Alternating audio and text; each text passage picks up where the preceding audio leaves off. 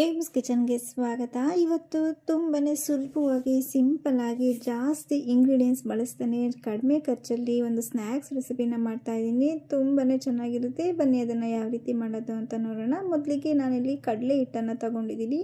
ಒಂದು ಸಣ್ಣ ಬಟ್ಲಲ್ಲಿ ಒಂದು ಬಟ್ಟಿನಷ್ಟು ತಗೊಂಡಿದ್ದೀನಿ. ನಂತರ ಖಾರಕ್ಕೆ ಖಾರದ ಪುಡಿ, ರುಚಿಗೆ ತಕ್ಕಷ್ಟು ಉಪ್ಪು ಮತ್ತು ಸ್ವಲ್ಪ ಸೋಡಾವನ್ನು ಸೇರಿಸ್ಕೊಂಡಿದ್ದೀನಿ.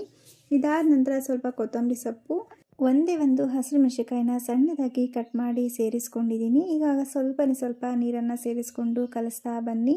ನಾವು ಬಜ್ಜಿಯನ್ನು ಮಾಡ್ತೀವಲ್ಲ, ಮೆಣಸಿನಕಾಯಿ ಬಜ್ಜಿ, ಆ ಕನ್ಸಿಸ್ಟೆನ್ಸಿಲಿ ನಾವು ಚೆನ್ನಾಗಿ ಕಲಿಸ್ಕೋಬೇಕು.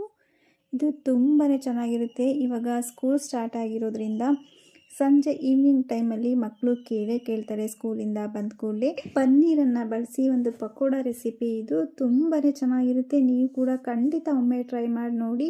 ನಾನಿಲ್ಲಿ ಅಮೂಲ್ ಬ್ರ್ಯಾಂಡಿಂದು ಪನ್ನೀರನ್ನು ಕಟ್ ಮಾಡಿ ಈ ಥರ ಸ್ಲೈಸಸ್ ಆಗಿ ಕಟ್ ಮಾಡಿ ತಗೊಂಡಿದ್ದೀನಿ.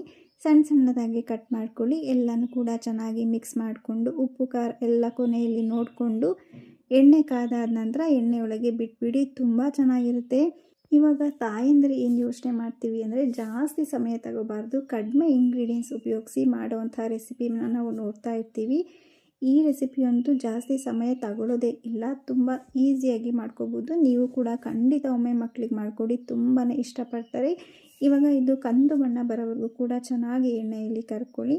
ತುಂಬ ಚೆನ್ನಾಗಿರುತ್ತೆ. ಇವಾಗ ಬಣ್ಣ ಕೂಡ ಬದಲಾಗಿದೆ. ಇವಾಗ ನಾನು ಇದನ್ನು ತೆಗೆದು ಇಟ್ಕೊತಾ ಇದ್ದೀನಿ. ಪನ್ನೀರನ್ನು ಬಳಸಿ ಮಾಡಿರೋದ್ರಿಂದ ಇದು ಆರೋಗ್ಯಕ್ಕೂ ಕೂಡ ತುಂಬಾ ಒಳ್ಳೆಯದು. ಇದನ್ನು ಸಾಸ್ ಜೊತೆ ತಿನ್ನಬೇಕು. ಸಾಸ್ ಇಲ್ಲಾಂದರೆ ನೀವು ಗ್ರೀನ್ ಚಟ್ನಿ ಇಲ್ಲಾಂದರೆ ಕೆಂಪು ಚಟ್ನಿ ನೀವು ಮಾಡಿಕೊಂಡು ತಿನ್ಬೋದು. ತುಂಬ ಚೆನ್ನಾಗಿರುತ್ತೆ. ಕೆಚಪ್ ಜೊತೆ ಮಾತ್ರ ಸಖತ್ತಾಗಿರುತ್ತೆ. ನೀವು ಕೂಡ ಖಂಡಿತ ಒಮ್ಮೆ ಟ್ರೈ ಮಾಡಿ ನೋಡಿ. ವಿಡಿಯೋ ಇಷ್ಟ ಆಗಿದರೆ ಸಬ್ಸ್ಕ್ರೈಬ್ ಮಾಡಿ, ಸಪೋರ್ಟ್ ಮಾಡಿ. Thank you for watching.